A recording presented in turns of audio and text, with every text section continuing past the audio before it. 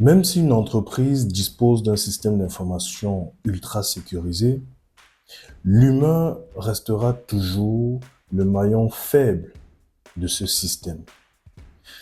Dans cette vidéo, nous n'allons pas nous intéresser à la raison pour laquelle l'humain reste le maillon faible de tout mécanisme de sécurisation des données. Nous allons plutôt nous intéresser dans cette vidéo aux composantes qui nous permettent de dire qu'une application, qu'un système d'information est sécurisé.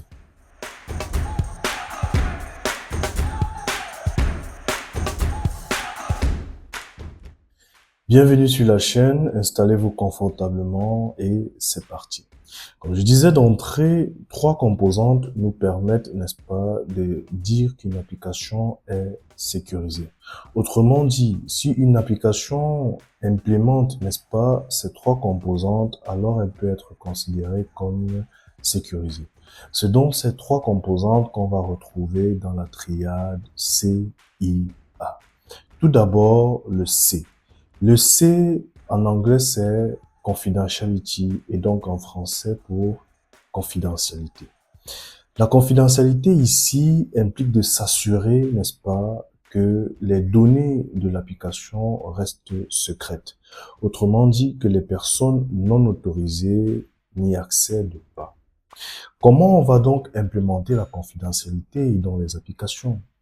Deux exemples, n'est-ce pas, de moyens utilisés pour implémenter la confidentialité sont, n'est-ce pas, l'authentification multifacteur. Vous voyez, lorsque vous vous connectez à certaines applications, on vous envoie, n'est-ce pas, un code sur votre smartphone et vous devez rentrer ce code-là.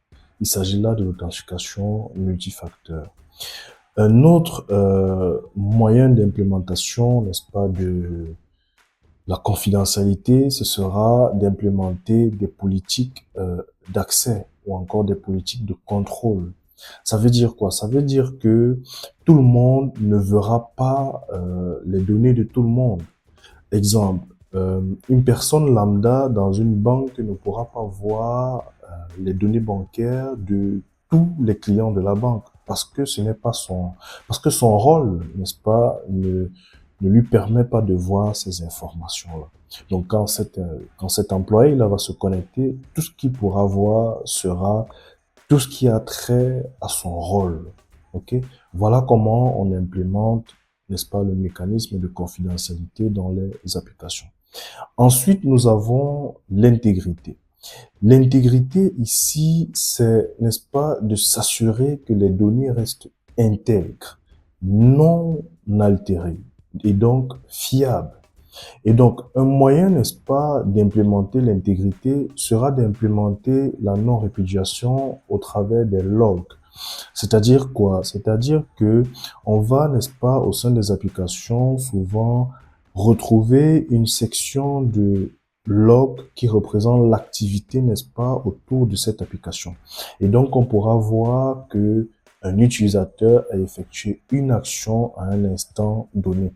Et donc, cet utilisateur-là ne pourra pas dire qu'elle n'a pas effectué l'action qu'on lui, qui est présentée, en fait, au niveau des logs. La troisième composante sera la composante disponibilité.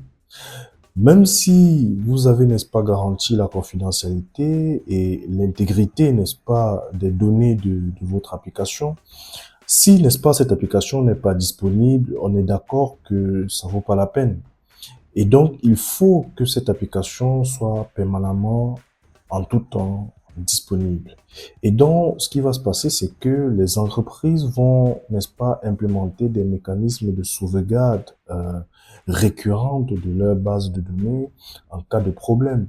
Et vont également implémenter, n'est-ce pas, des politiques, n'est-ce pas, de gestion en cas de sinistre.